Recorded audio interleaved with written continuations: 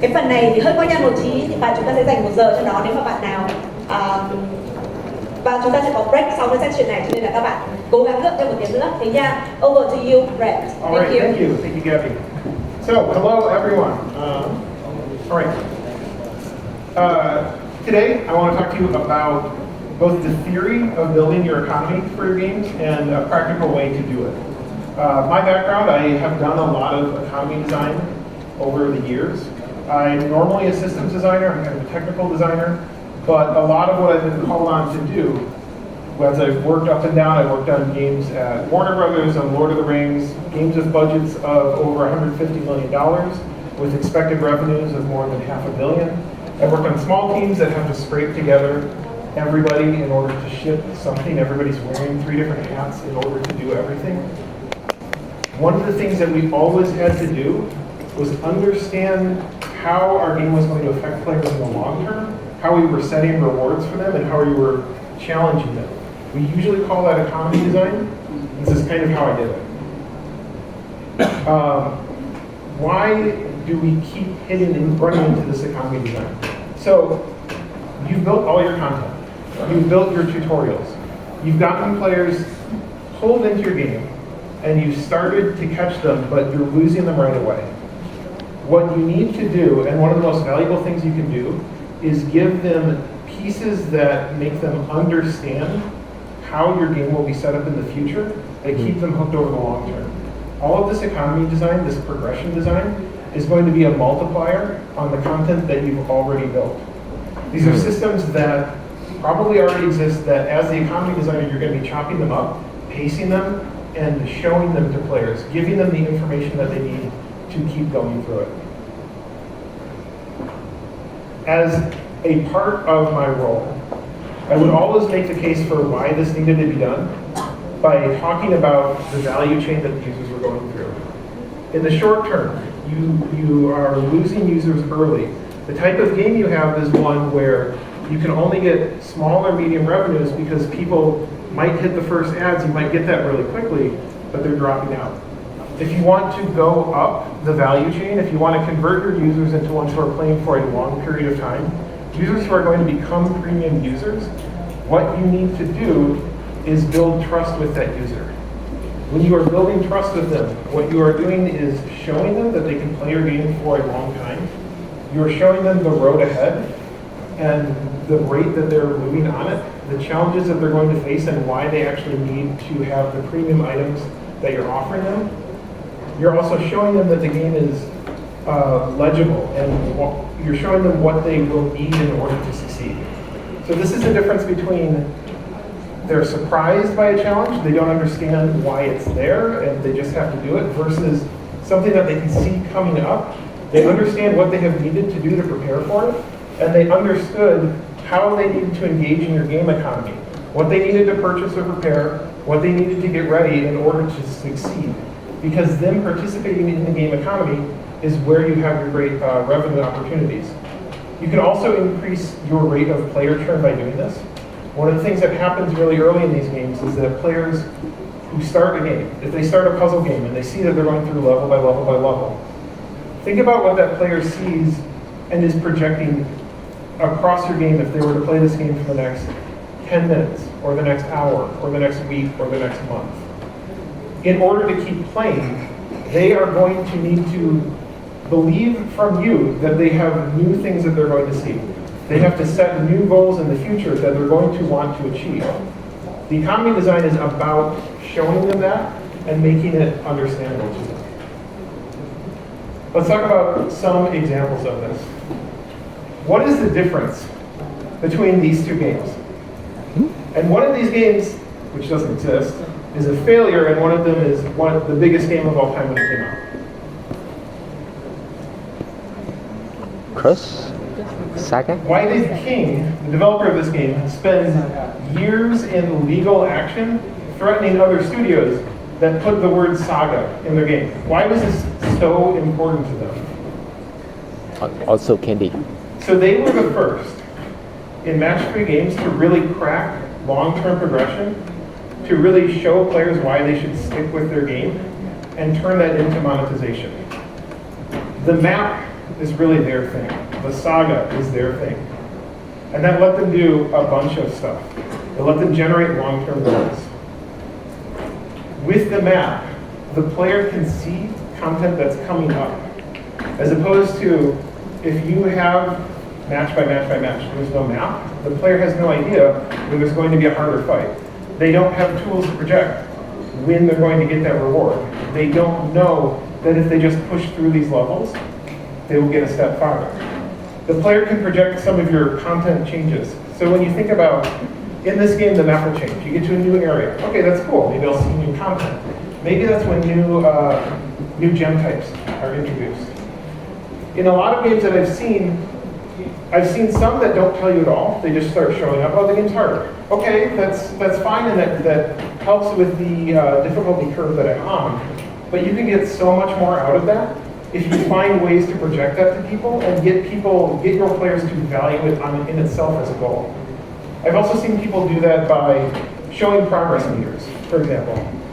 Every time you beat a map in a match 3, hey, you've got 5 out of 7 points until this unlocks. That's better than nothing.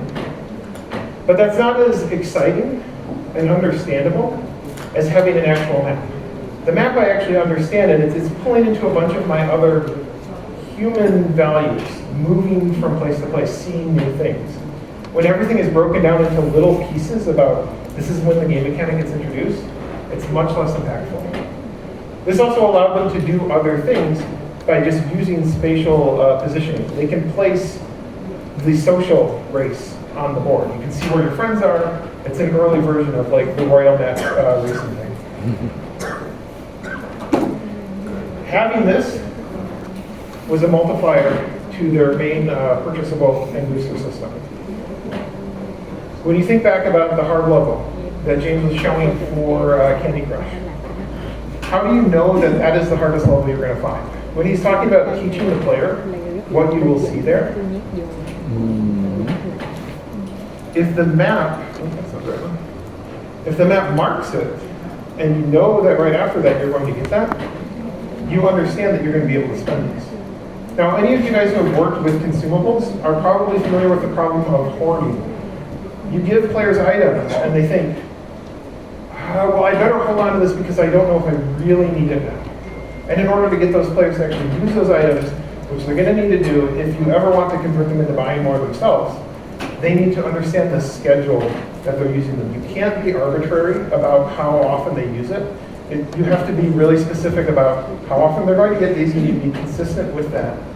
And you need to teach them when it's okay to use them and when it's like a bad time to use them. So, what is economy design? We're not talking about new content compared to the core game design. When we're talking about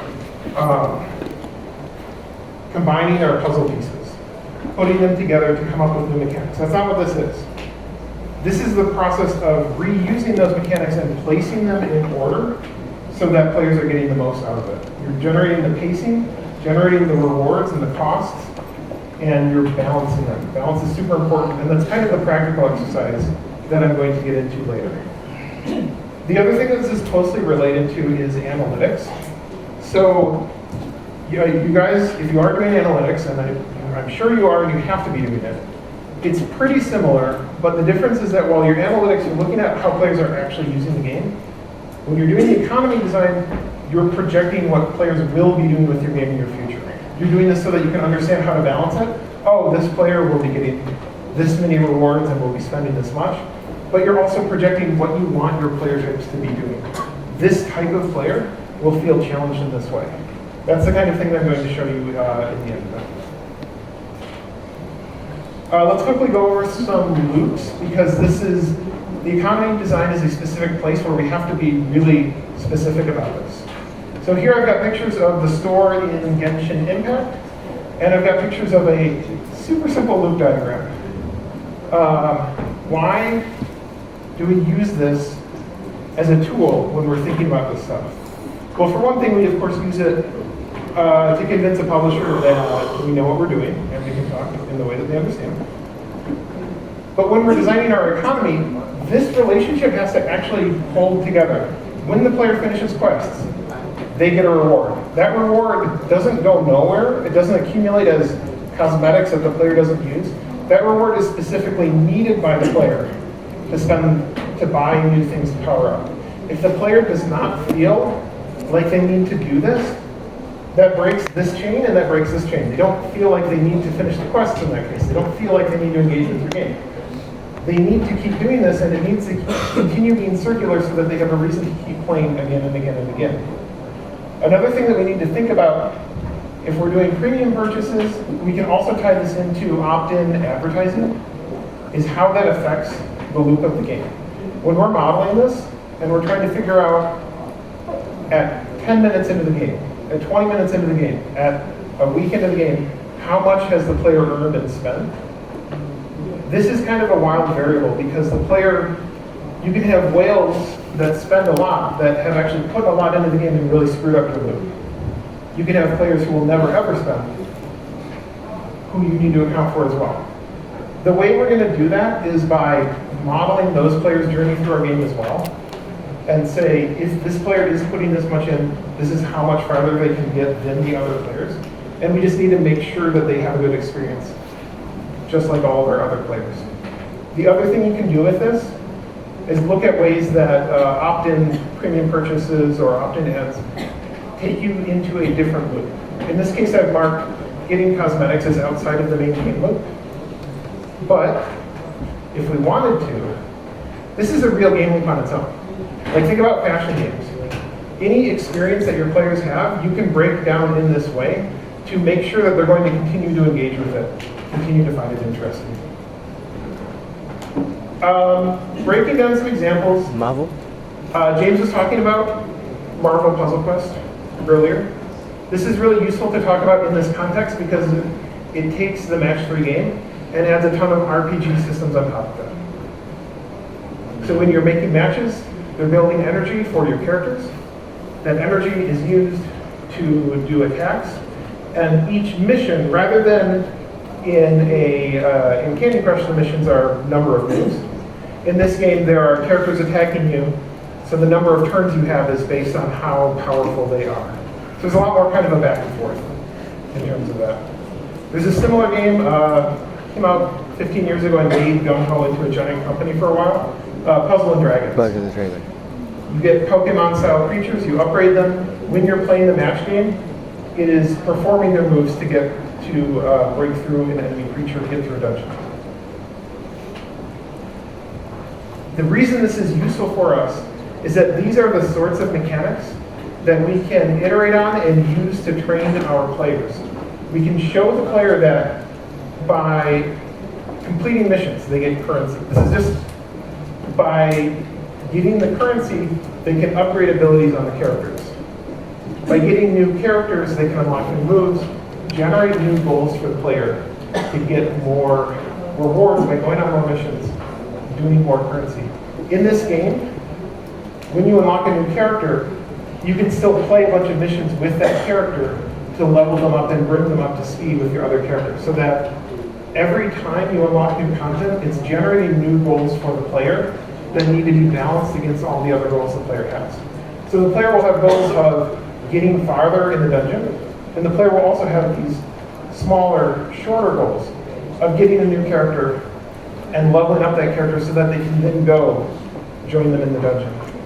This is what we want to design in order to have, this is a type of design that will give your players more easy access, more easy routes to convert to premium. If you can convince them that that they have those long-term goals and it's worth sticking with for that long. This is a very hardcore kind of Western art style, and there are cuter art styles as well that deal with this. When your audience is different, if you're targeting a very cute match 3 game like Royal Match or Candy Crush, you might not have the ability to bring them along into this journey. That just means that you will need to target your game to have simpler purchase loops, and your economy design will necessarily be simpler in that way. But if you can kind of bring them up over time into this, you're going to have a lot more tools in order to get them to convert and play for a long time. Let's talk about the different types of loops that you're going to see. So I like to start with the core gameplay loops. These are the shortest and smallest things that you're building. So in this case, in your match game, it's the merge. It's the specific mechanic that you do to take each move in the game. When you take that and are successful at that as a player, it can accomplish goals in the next stage up. All of these are connected in a relationship going up. So your intermediate, your in-session goals, these are things like complete this level, get this reward. These are the goals that take place at the level of the core loops I was talking about earlier. Get a currency reward, spend it to power up, that sort of thing. When the player is doing that, it's also useful to think about what are their long-term goals. What are their goals over the course of a week, of over a month? Have you set goals for the players that will do that? And does accomplishing their medium-term goals, does getting new characters help them accomplish their weekly goals? Well, it's really interesting to me because as a designer, you really want to establish and help your player establish these long-term goals because this is what they're thinking. I want to beat that boss. I want that cool character. And so each time they do this, they should feel like they're getting a little bit closer. I beat this battle, I get a little bit of currency. Okay, beat this mid guy, okay, I can now buy that big guy. I've leveled up enough to fight this boss. Well, and then when this turns over, when you've gotten to the next stage in this, it's going to cascade down and kick up a bunch of new goals. Yes. This kicks up a bunch of, well, you're going to need 3 more characters to get to to finish the next weekly challenge that's really hard. In order to get those, you're going to need to win 5 really hard matches. And that's going to either require more progression on your characters or kind of require more player skill. Well, and that's an excellent place where like your game design, your general game design, and your economy design needs to dovetail or that will break. Yes. From any point in this, you're always giving the player new goals. Yes. Like you never want them to be able to step off and say, I'm all done, I finished it. If you've done good economy design, you can decide what are legit goals for the player. Right? Sure. Taking this to the scale of Candy Crush, like what is the scale that this is operating for these loops? These are our intermediate ones. Our core gameplay is going to occur within a match where they're making decisions and using their boosters, but the player is using those boosters in mind of their intermediate goals so that they can get past that level. Long term, that's not shown on this, but in the map view, those are going to be goals that they know by beating several missions they can accomplish. So that they know that they need to perform well by using the boosters to finish the match, to accomplish their midterm goals, to get farther in it. All of these things are connected. Let's talk about sources and sinks. So you've probably heard this. Sources are the income that the player gets in your game, and sinks are the things that players spend on. And it's not just the things that players spend on. Sources are things that take money away from players. Now, it's super important that your sinks are at least matching your players' sources, that the players do not have a way to generate infinite money, because your players actually can generate infinite money. Unlike in the real world, in a video game you can do a lot of things over and over and over and over again. And when you do that, some activities you can say, well, you can only do this once, we're done.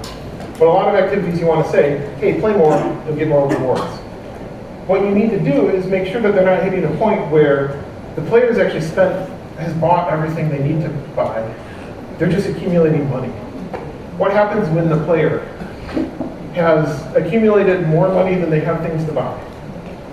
It don't, for a short term, be like, yeah, sure, it feels good, I've done it. But what then? They're fat and happy and they have no more reason to play your game. This is actually a fight that you will always be fighting, and you need to be clever about it. You need to have good sinks that are interesting and they don't feel like you're just taking money away from the players. Let's talk about how to actually set this up. I'm going to walk through a simple spreadsheet model of balancing a game economy. This is the kind of thing that I start with doing on a project, and I can carry it through the rest of the project. This is all very simple stuff, but once you've built this, you can start to be more specific and more strict with it. you can start to ask it more questions and just keep working on it.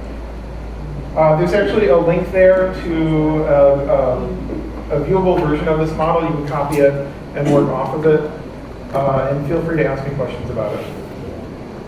So in this case, if I want to start modeling a game's economy, I want to know how players are going to move through their game. I want to know how to balance it, and I want to know how do I even set numbers up in the game. I'm going to start by making a list. You have to start somewhere. In this case, a good place to start is what are the things that the player can get as a reward. In this case, the only things that are critical, you just need to give it a name, and you need to pick a number to give it a value. The only number that I've actually typed in by hand is the first reward. 100, sure, it's a good number. From there, everything else is a kind of relationship based on growth. So I typed this in by hand. And then I said, well, if they accomplish their second daily, I know that that's a little bit harder to, like some players will just do one and then leave. So maybe I want to push them a little bit harder to do the second one. I didn't say this is worth 120. I said the next daily is worth 20% more than the first daily. Okay, sure. There's a weekly reward. If the player plays the game every day for a week or 5 days for the week, they should be able to work towards a reward. And I need to message that to the player. So what I'm thinking when I'm designing this is, what is going to look like a number that the player wants to see? I know that I'm going to message it to them. Hey, if you do this every day, you will get this. So I'm going to say, this is worth 5 times a daily reward. Maybe that's wrong. I think I would pick 5 times if you had to do it 3 days out of the week. If you had to do it 5 days out of the week, I would probably go with 7, 8, or 9. Because I know that players turn out.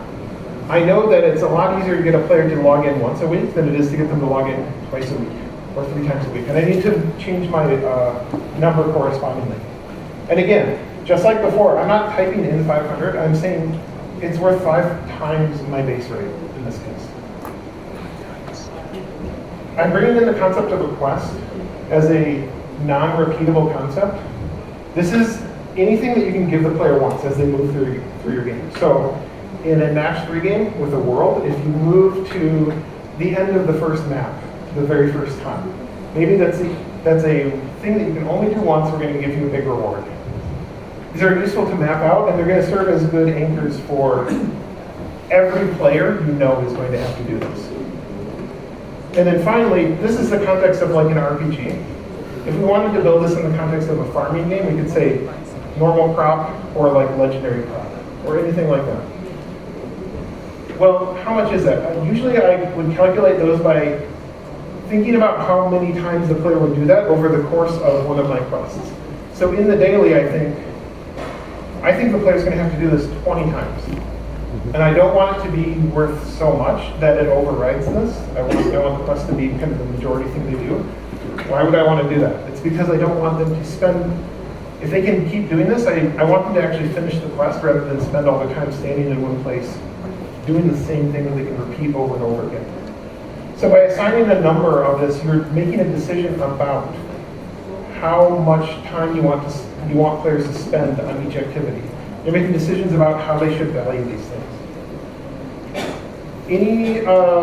I have written down rewards here. These things are a lot easier if you can break everything down into a number, like a value for, oh, this converts into gold. If you think about premium currency in a game, we always sell premium currency at well, if you pay this much, you get this many of the premium currency. We'll also have a relationship that says, premium currency, you can buy these items. Soft currency, you can buy these items. They're not the same, they're a little bit segregated. What's going to help you for this process is if you have any place where they cross over, it lets you build a relationship that says, what is the worth of one premium currency to one soft currency?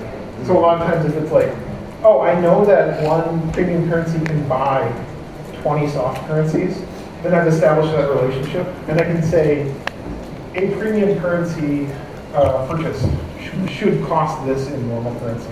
And then you can map it all in the same table. Once we have a list of things that the player can earn, we can make a new list. And this is the list of things that your model player is doing.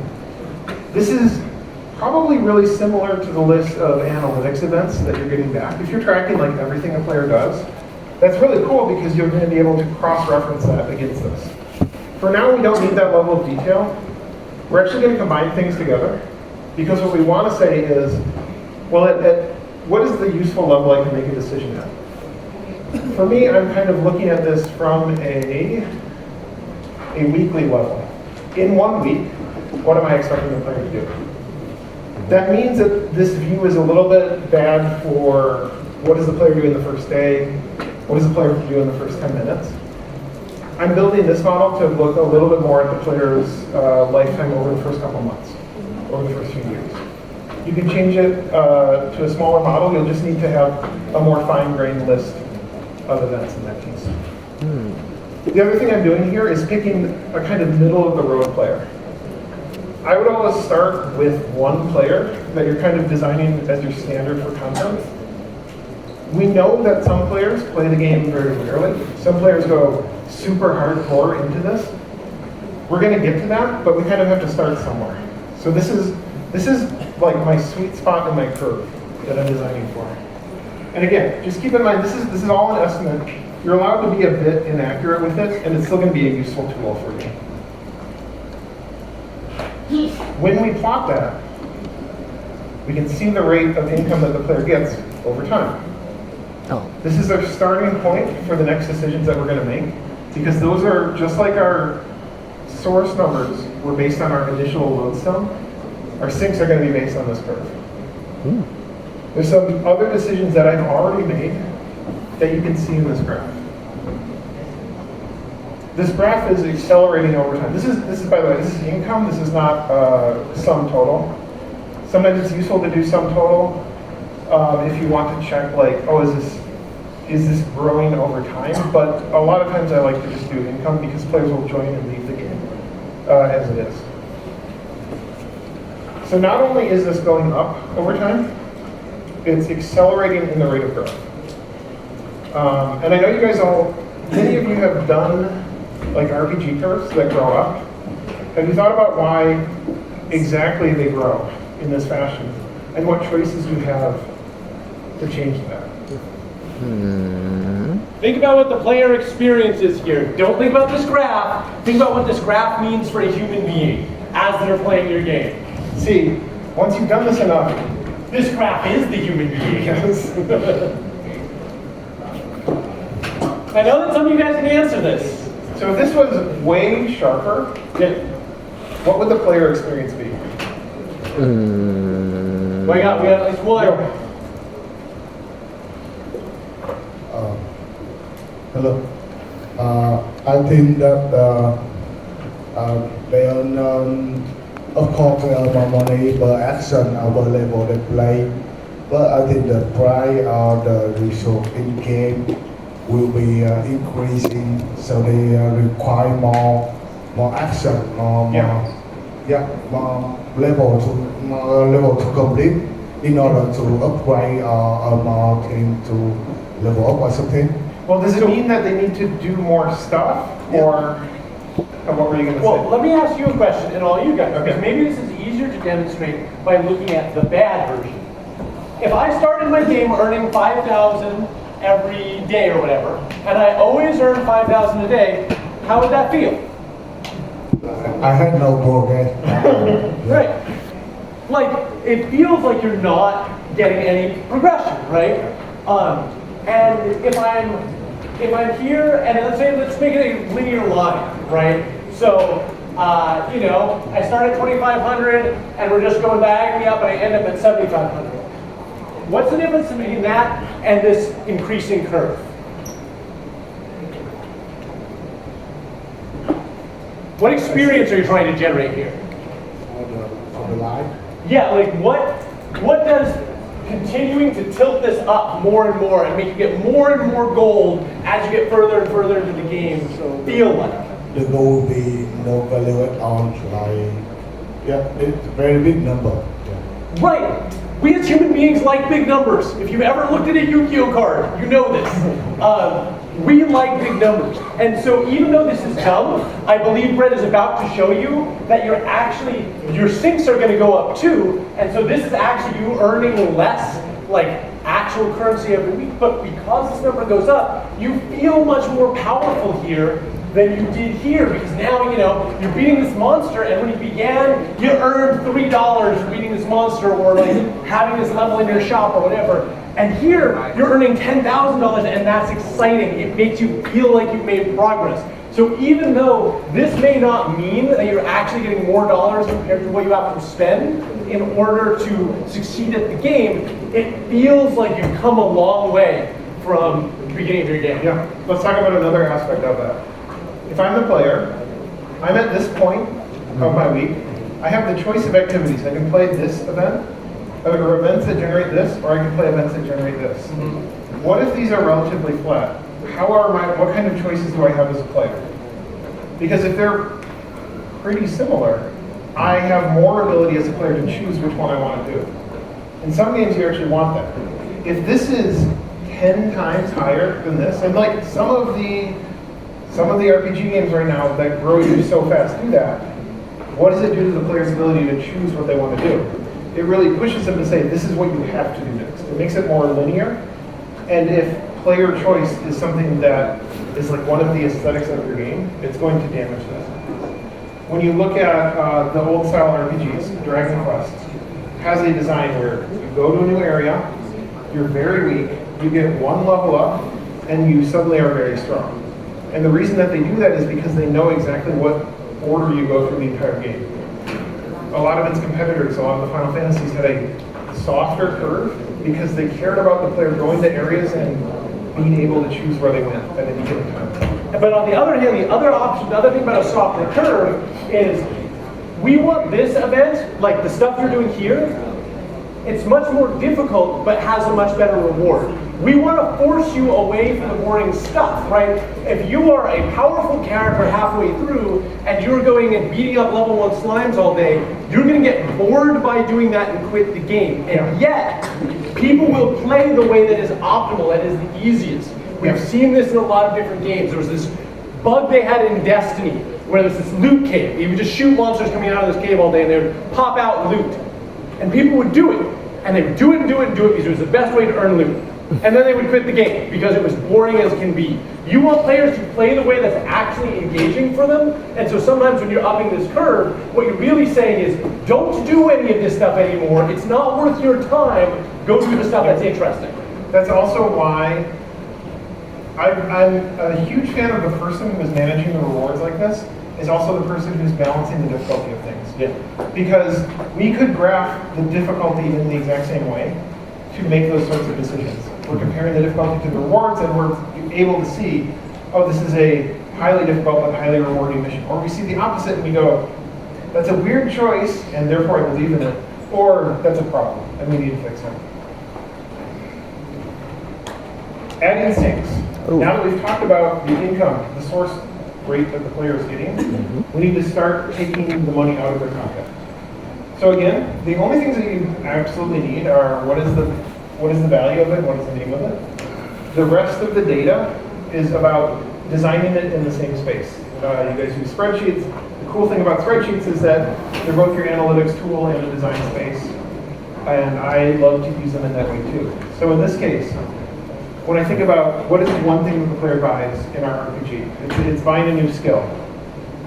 In order to make the decision of how much this costs, I need to know, well, this is better. I need to know in week 1 how much they're actually earning as a player. So I'm setting the value. I'm making a decision of what all I want the player to buy within that first week, and making these add up to roughly the same amount. Once we do that, we can add them back. I actually put them in the same table as this. It's a little bit easier to see.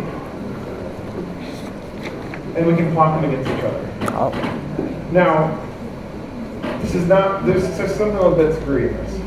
There's several things screwy in this. So first off, these are not matched. When you're looking at this, the derivative of these two, the area underneath that, this is all resources that the player is accumulating over time that's going unspent. what these are doing to the player experience. When I look at this graph, I can think about what that means for the player experience when they're here. Because that means that they don't need to engage in content. They can just buy their way past it. You need to have matched these up in order to generate that experience of players wanting it. You need to be balancing these numbers to generate the shape of graph that you want. When we are adding things, we can't just take money away from the player, of course. We have to make design decisions about what they are. So again, a good sync is one that's repeating. If you design a sync that you put a lot of work into it and the players buy it once, it's not a good sync. The players can keep playing your game and generating more income.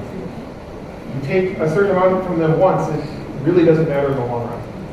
If players can buy housing in your game or a permanent thing, most games actually do that on a recurring basis. You're actually renting it rather than buying it because it doesn't really count as a sync if they're not continuing to pay for it. One thing that's very important to consider is how it targets your different players. Think about how a sync, anything that players have to buy, relates to a player who's just starting the game, who has very little in-game resources, currency, or any of that, versus a player who is at the end of the game. They're not really looking for new stuff. Every day they play, they actually get money, but they have fewer things to spend it on. If that is a flat amount, that's going to hit your new players much harder than it's going to hit your end players. If you design it on a percentage, it's 10% of what the player can earn at this level. You're designing it in a way that will scale to the content. In general, you're going to want to use percentages. Flat values are not super useful for this. When we talk about the player comfort, this is about, does it feel to your players like this is an exciting thing that they're getting? Are they getting valuable things in exchange for the work they put in to play your game? Or are they just losing money? If they're just losing money, you're just making them not want to play your game.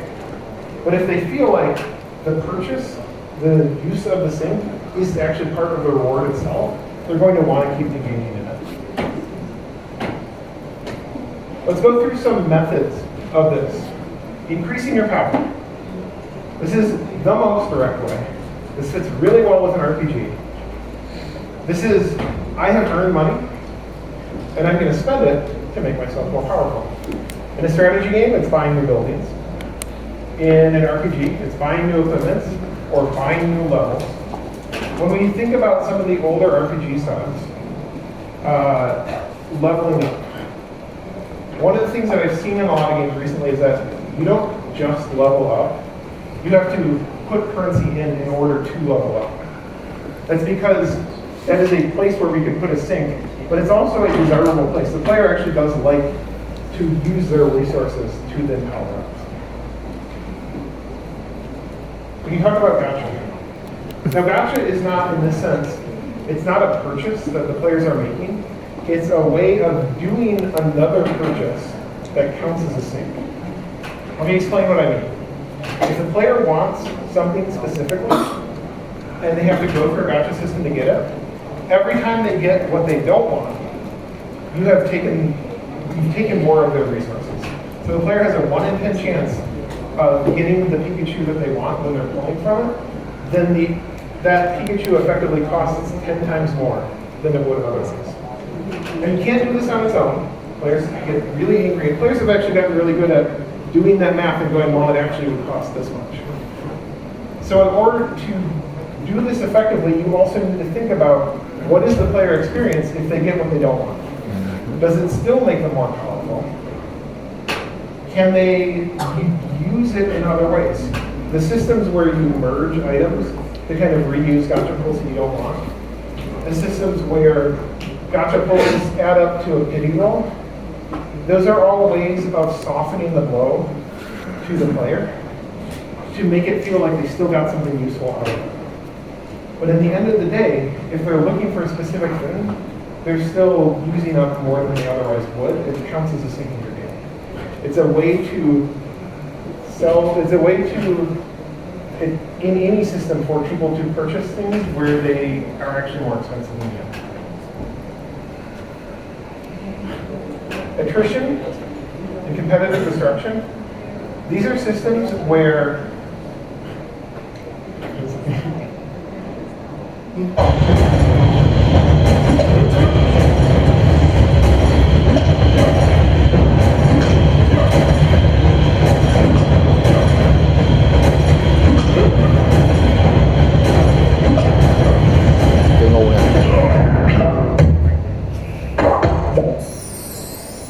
Throw your mic.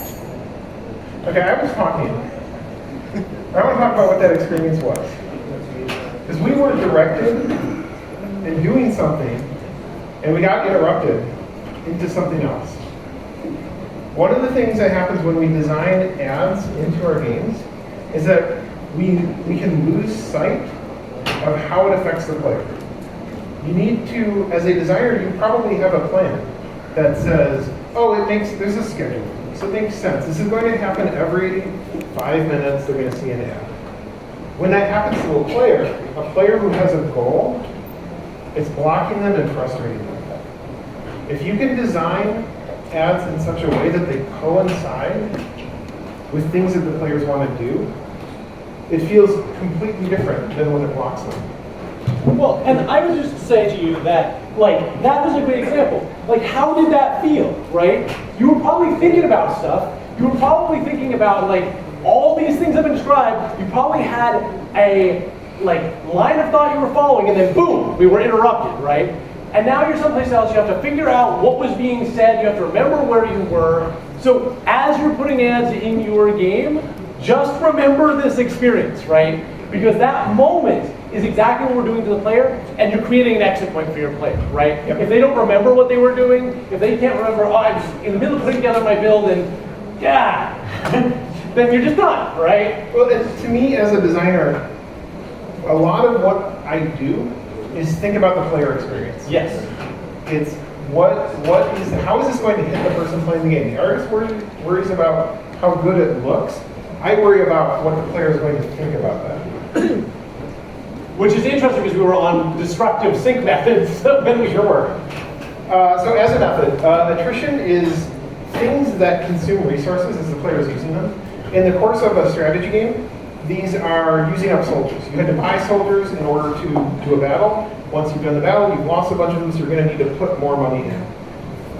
In the context of the match 3 game, the boosters get used up. So these are things that you know the player will continue to need, and you know that you can broadcast them across the rest of your game. When I refer to destructive competition, this is having your players expend resources in order to compete against each other. The reason that this is interesting is because, especially as players get higher level in your game, you're gonna have a harder and harder time finding things for them to use as sinks. They've done a lot of content, they don't need to really get stronger. If they can compete against each other in a way that uses up their resources, it's self-balancing to a certain extent. It means that as players get better and stronger, they have to match each other rather than you having to design more content that's going to do it. Transactions are interesting. You can do things like, in order for players to move items through your game, you take a tax out of them. Now this is interesting, I say, because it's very easy to screw up, but when it's done right, players really like it. This is a picture of the auction house in Diablo. In a lot of games, like RPG style games where you get items, or say a farming game where you're getting rare produce that you have enough of, if you can trade it to other people, we can say, well, that money doesn't directly go from player A to player B. 90% of it goes from player A to player B, and the other 10% of it disappears. So you've created a source where the money that's being generated infinitely in your game is now disappeared. The reason that players don't mind that, because players hate taxes, is that it's not very valuable to them sitting on the ground in their backpack. If it's an item in an RPG that they didn't need, it has very little value. So if they can sell it for 90% of it, they feel good about it, they don't mind the tax coming out. If, on the other hand, you were to tax something that they feel like they need to do all the time, if it was, I need to move from map A to map B, they're going to read that as a tax. It's going to be an ineffective sync, because they're just going to feel like you're being mean to them. It's not fun and playing the game, it's, oh, I like the game, but there are these things that I don't like about it. Another one I want to talk about are limits for the new players. In this case, I've written limited inventory size. This is any game where players can store things. And you might say, well, you only get this many slots, but if you engage in a purchase or you watch an ad or something, you get more spaces. This is very noticeable to players. It's very obvious that you could be giving them more, and you're not. So in a lot of ways, it's not a great thing. What's interesting about it, though, is that it's very targeted. Because if you design it right, your new players don't care. They're not going to fill the space up. But your elder players who are more invested in your game suddenly do care, and they're the ones who are more likely to convert to higher value premium users in the first place. So even though I normally would say this is bad, if you can design it so that you've got your players hooked by the time they hit this, it's useful. Any other things that you guys want to bring up and talk about?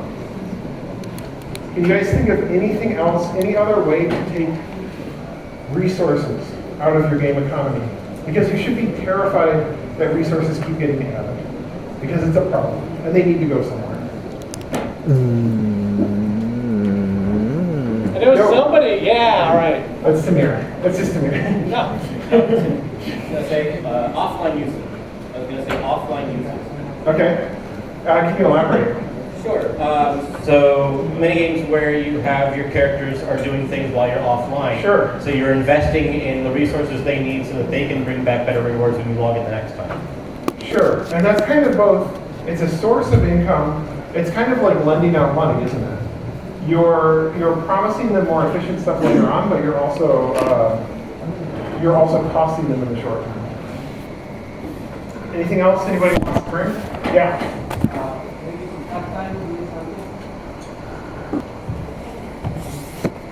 Yeah. Yes. When you give players the ability to win something like that, it depends on the player type, I think, how much they want to invest in that. But it can also be targeted at specific players really well. Bạn anh nghĩ là cái sinh gì nữa không? Please. I can move on. Okay. I think we've got a lot. What I want to grant is that you can be creative about this, like all of your other decisions. Well, and I'm just going to add also that if you're making especially a competitive game, simply changing the meta, rebalancing the game, can force players to invest in areas that they haven't invested in before, therefore effectively sinking your game.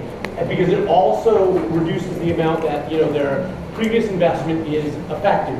But if you're good about it, you can make the new things they're investing in fun to play with in the new meta, and they're excited to do it. Yeah. That's a very specific thing that these RPGs like Diablo did, where they got so good at running the players through getting all the items that they wanted, getting the right build, that players would achieve that and then have nothing more to do. So they were able to introduce game types, like a seasonal game type, where they broadcast to all the players, hey, we're going to reset our servers every 3 months. There will be changes to the rules, but you're going to be able to do this again. And they were able to get their players on board with that because they messaged that to the players, and the players know that's a funny thing. Well, and additionally, seasonal events work for this too. Yeah, totally. So when we add these together, I was talking before about how we didn't have enough things. I'm going to add a consumable, which is an attrition mechanism. So based on that, I'm going to say the players will probably, I want to target them using 10 out of the week, 10 in a week. What I need to do is make sure that my encounters are designed so that that's actually a true statement. But having targeted that, I can target a curve that is now actually balanced. Is it balanced though? Is We this what talked we about want? balance, right? What do we want from balance? Well, it's not exactly this, because if this is so flat, it's the same experience all the way through. This is just like your challenge. When the player is thinking, do I need to work harder at any bit of this in order to get the things that I want, in order to purchase things, in order to get more powerful, they're not hitting anything different. It's the same all the way through. So what are some things we can do? Well, one thing a lot of games do is they curve it over time. In the beginning, they're more generous. When they're more generous, the players have more choices, they're getting more rewards than they actually have to spend it on. The players are accumulating a surplus. And that both feels good as a new player, and it gives you space to make more mistakes in what they're able to purchase. Then by driving it up over time, you can create a feeling of scarcity in a way that it does a couple things. If you're doing it correctly, it's going to feel like the challenge is increasing, which can be good if the players are engaged on that level.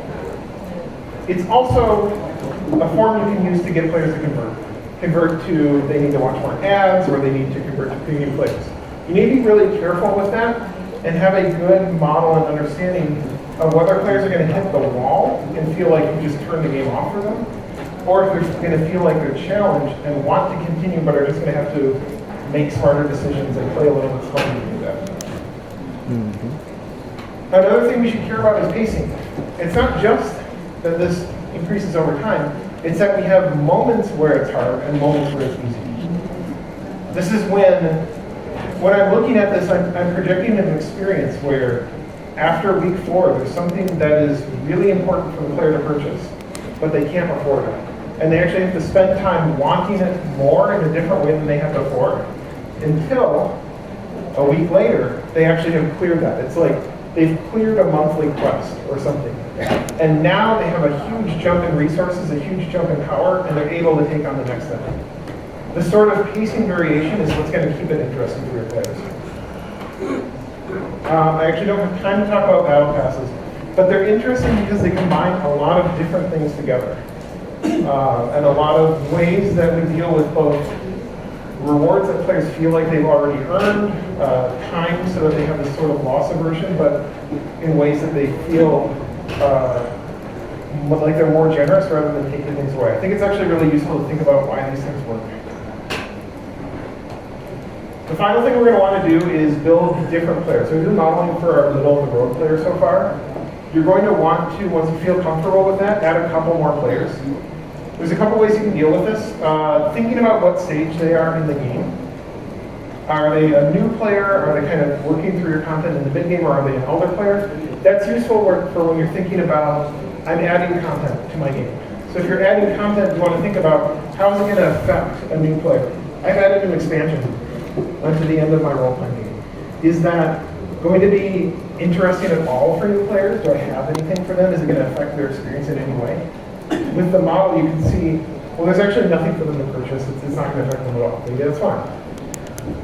You also can think about it going through the course of your game by the player type that they are, the personality that they have. Are they a player who is only weekly attached and checks in very infrequently? Or are they a player who's super hardcore? Are they a player who runs through all of the premium purchases that they can do?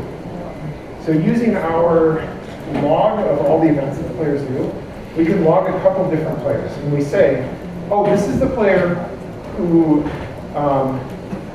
plays our game as little as possible. What do they look like, and what is the rate of achievement that they get through our game? When you do that, and when you're looking at that, you can say, is this actually a good experience for them? Are there things that I could do that would make it more enticing for them to come back? If they've been playing the game for 4 weeks, and they're stuck at this part, do I need to give them some kind of boost to get them over? Or is there a reason that they get stuck at this part? When I have a player who's running through everything, have they hit a point where they're actually outpacing our sinks? Is that why they're stopping at that point? We need to think about these things. These are also, the last thing I wanted to say is that this is also where you can work with analytics. Look at your analytics and you can kind of map them back onto your players. You can check these assumptions. So I wouldn't directly import your analytics models into your kind of game economy model, but what I would do is go, well, I can actually look at where this player was in week 4. Does that actually match up? And if it doesn't match up, adjust your player model. The model is really your goal. It doesn't have to be reality. When you do this, you can start to get kind of crazy with it. Using these very simple tools and having enough time, you can build it into things that can model almost everything in your game. Maybe that's useful for you, maybe not, but I do like working with spreadsheets. Some really quick tools right before I stop. This is a tool called Machinations.io. Rather than spreadsheets, this is a way of modeling your game economy like programming. You put into it every single thing that happens, and then you watch it go around in circles. If you hate spreadsheets but you need to do this, this is kind of an alternate way you can do it. And finally, if you guys have not seen it, Yeah, the UI database. UI database is a website of user uploaded UI. If you ever need to go, I need 10 different versions of this inventory screen, you can get it really quickly and look at it. It's also user submitted and there's not as much mobile stuff as there should be. So if you can make it better, I would really appreciate it. Okay, ready for questions? Rồi chúng ta có câu hỏi không? Ok, cuối phòng. Why don't you get my hands? Hi, so my question is about updates. Yeah. So, Ở đây có cái ổ điện không ta? I have this problem often. Yeah. Like when you do updates on the early game, Yeah. it attracts a lot of new players, but it also destroys the meta and the economy. Yes. Tranh thủ But lúc mà when nghỉ I sạc do ảnh updates sắp on hết. the late game, Yeah. it's easier on the meta and the economy, but Yeah. it's also Chắc not có very Discord. interesting. Not very interesting for new players. For new players, Yeah. so it doesn't have a lot of traction, Yeah. right? So how do you propose to solve this question? So is it destroying the meta because you're giving a lot of rewards to elder players who don't need it at that point? Maybe because I introduce a lot of contents or Okay. mechanics or something like that, and it make the economy, the balance, it shift the balance, right? Right. And so I have to introduce it again, and it affect a lot of different elements. And Yeah. yeah. So on some level, there's a world where that's good for your elder players because it gives them more to do. If your elder players have gotten to a really static spot and they've kind of locked into a cold war where nobody's moving, they do, and you need to be careful with this because you're also kind of destroying the value that they put into building that, but they also need reasons to keep playing. And you, as you know, you always need to bring new players in because you're always churning players out. So you really can't ignore that in general. One of the things that you can use is have sharper progression curves in order to keep the kind of content segregated. If the content for new players is of a weaker power level and the elder players have to get their own versions of it, then that means that they have more activities to do. They're not kind of over tuning themselves on the earlier stuff. And if the final thing I would say is making sure that it gets introduced at the right pace. You know, it's so hard you're adding a new mechanic for your game, and then you look at your new player experience and it's just like stuffed with thing. It's so important to keep that scheduled over time so that players walk into a rather being overburdened with complexity. Let's race through two more Okay. questions because we started 10 minutes late in the afternoon. The first question, based on your experience, are interstitial ads not good for games? Like in which way? So it depends on the type of game that you're making, and it depends on what value level you want for your players. If you are trying to get your players to stick around for a long time, what you need to do is keep proving to them every day that this is a cool, fun game that respects their time. When you look at ads that are annoying to the experience versus ads that are that feel like a meaningful and fair transaction. The difference between an ad that says, before I play a level, or in the course of playing a normal level that is 3 minutes long, I have to watch 3-minute long ads, versus I've completed a level, now I have the choice to increase my reward by watching an ad. That's a very different player experience, and players are going to feel very differently. If you want players to convert in ways where they're watching more ads on their own, or even turning into premium users, they're only going to do that if they trust that they're going to stick with your game for a long period of time. When they are spending money, they are buying something real. It needs to be as real as possible, so it needs to be a game that they're not going to stop playing with them. And you need to earn that trust. Okay, next question. Do we need perfect balance, especially in large-scale games? Okay, what is perfect balance? So perfect balance is death. It's a world where nothing happens, and what you really want is players to be able to find things that are interesting, that are going to give them an advantage, at least in the short term, or at least against a certain type of situation, so that they can say, I found an edge, and I'm going to exploit it. Now, overall, you do overall want those players to lose. You need to keep an eye on whether your meta has evolved to a point where everybody's making the same decision. Okay, last questions. Example for sync-in-person games. So, Candy Crush. The boosters themselves are consumable, they go away. When the game starts introducing harder levels, they know that they're going to need more of those boosters. So the economy is actually going to become more generous to the players for those boosters. At the same time, that is asking the player, and it's making it more enticing for them to purchase more consumables in order to get through those harder and harder levels. Có vẻ như chúng ta còn rất là nhiều câu hỏi cho cả James, Brett và Tamir. Chúng ta sẽ có phần Q&A phía cuối chương trình. Các bạn có 10 phút để nghỉ giải lao nha. Và nếu mà các bạn có thời gian thì các bạn có thể trở về cái Dory ấy. Mọi người có thể upvote được cho mình xem là cái câu hỏi nào mà mọi người muốn được trả lời trước. Mọi người upvote